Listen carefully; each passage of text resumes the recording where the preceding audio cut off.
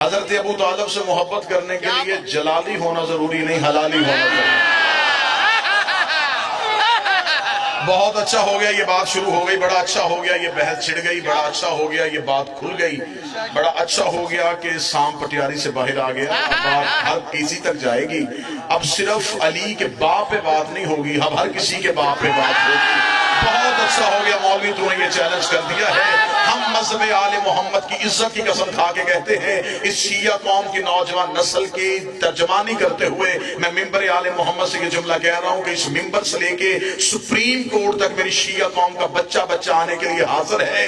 ہم پاکستان کا امن بھی چاہتے ہیں، ہم پاکستان کی سرحدوں کی حفاظت بھی چاہتے ہیں، ہم پاکستان میں فرقہ واریت بھی نہیں چاہتے۔ اگر یہ بات چیلنج کی ہوئی گئی ہے تو کسی اچھے معیار پہ، کسی اچھے ماحول میں یہ بات ہو ہی جانی چاہیے، یہ بات ایک دفعہ کھلی جانی چاہیے۔ علی کے باپ کے ایمان پہ بحث کرنے سے پہلے ہمیں پہلی 3 خلافتوں پہ جانا پڑے گا، ہمیں ہر ایک کے باپ کا ایمان چیک کرنا پڑے گا، ہمیں ہر ایک کے باپ کا شجرہ کھولنا پڑے گا۔ اور یہ میں ممبر پہ ہاتھ رکھ کے کہہ رہا ہوں کہ ہم علی کے باپ کا ایمان تجھے دکھا دیں گے، تمہیں اپنے پیروں کے باپ بھی کہیں چلیں گے۔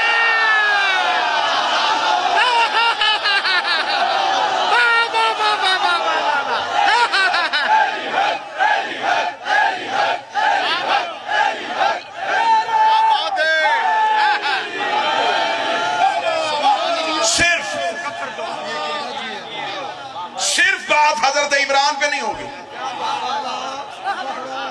غلام بس بھائی بسم اللہ کریں۔ ہم صرف مذہب آل محمد کے لیے، ہم یہ تعریف و توصیف کے لیے نہیں آئے، ہم حفاظت بھی کرنا چاہتے ہیں، ہم وکالت بھی کرنا چاہتے ہیں۔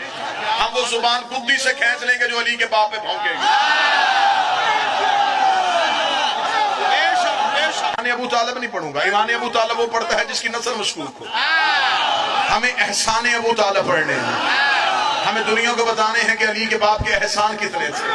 ساری بحثیں بعد میں ہوگی، کس نے کب کلمہ پڑھا تھا، کون کا مسلمان ہوا تھا۔ اگر قبول اسلام کے واقعے چھڑنے پہ آ گئے تو ابھی تو تمہاری کتابوں کی سیاہی بھی پھیکی نہیں ہوئی، ابھی تو تھوڑے عرصہ پہلے ہی تمہاری کتابوں میں سلیبس میں پڑھایا جاتا تھا ایک بہت بڑی شخصیت کا قبول اسلام کا واقعہ دینیات اسلامیات میں لکھا جاتا تھا، جب ایک بہت بڑا بندہ نبی کو قتل کرنے کے لیے اپنے گھر سے نکلا تھا۔ اسے رستے میں ایک بندے نے روک کے پوچھا تھا کہاں جا رہا ہے، اسے کہا عبداللہ کے بیٹے کو قتل کرنے جا رہا ہوں۔ اسے کہا اس سے قتل بعد میں کرنا، تیری بہن نے کلمہ پڑھ لیا ہے، پہلے بہن کے دروازے پہ جا۔ کتابوں میں لکھا وہ تلوار لے کے بہن کے دروازے پہ گئے، اندر سے بہن قرآن پڑھ رہی تھی، دروازے پہ کھڑے ہو کے انہوں نے بہن سے تلاوت سنی اور دل موم ہو گیا۔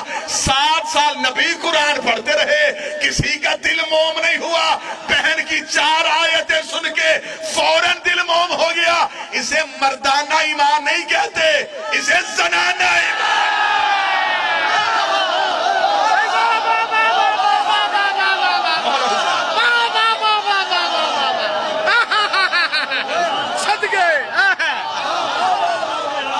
ابھی تو وہ باتیں کتابوں میں لکھی ہوئی ہیں، ابھی تو وہ جملے کتابوں میں لکھے، جب ایک بہت بڑے بندے کے بیٹے نے شراب پی لی تھی۔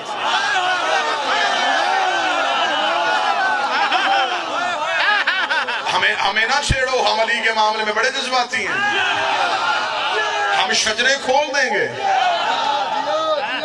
ہم صرف اولاد ابو طالب کے لیے نہیں، ہم حضرت ابو طالب کے لیے بھی ہم وقت ہیں۔ دنیا کی کسی عدالت میں بلاؤ، حضرت ابو طالب کا ایمان نہیں، ہم احسان یاد کروائیں۔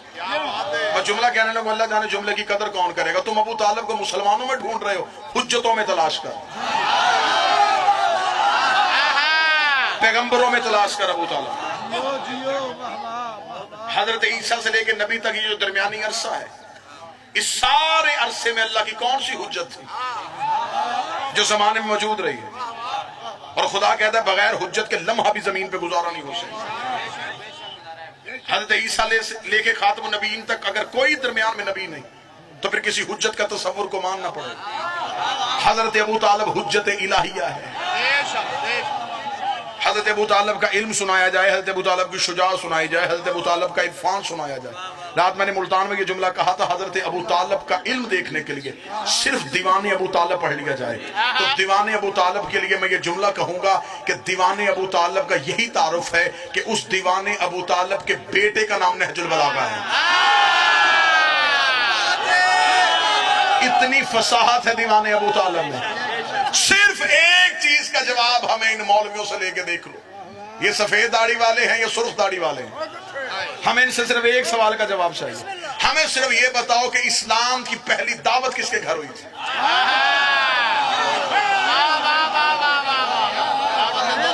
جسے دعوت ذوالعشیرہ کہتے ہیں، کس کے گھر ہوئی تھی؟ یہ حضرت ابو طالب کے گھر ہوئی تھی۔ اب اسی مولوی کے سر پہ قرآن رکھ کے پوچھ کے حضرت ابو طالب کا گھر کہاں تھا؟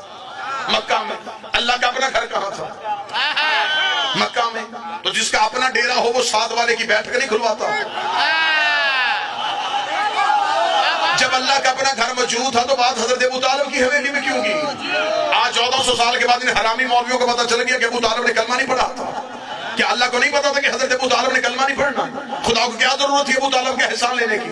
خدا نے کہا نام میرا محمد، میری بات ہے ابو طالب کے گھر میں ہونی چاہیے۔ بات لا الہ کی تھی، وہ ابو طالب کے گھر میں رہی ہے۔ بات محمد رسول اللہ کی تھی، وہ ابو طالب کے گھر میں رہی ہے۔ میرے مالک جب تیرا گھر موجود ہے، تو نے 2 نبیوں سے مزدوری کر کے بنوایا تھا۔ نبی سے کہتا کعبے کے قریب آ جاتا، کعبے کی دیوار پہ ہاتھ رکھتا، تیری توحید کی بات کرتا، اپنی رسالت کی بات کرتا۔ اس زمانے میں جچتی بھی کہ اللہ کی بات ہی اللہ کے گھر میں ہوئی، نبی کی بات ہی اللہ کے گھر میں ہوئی۔ بات اللہ کی تھی، وہ ابو طالب کے گھر رہی ہے۔ بات رسول کی تھی، وہ ابو طالب کے گھر رہی ہے۔ جب ہم نے مولویوں سے پوچھا کہ بتاؤ اللہ کی بات اللہ کے گھر میں کیوں نہیں ہوئی، انہوں نے کہا مجبوری تھی۔ مجبوری کیا تھی؟ انہوں نے کہا تب کعبہ میں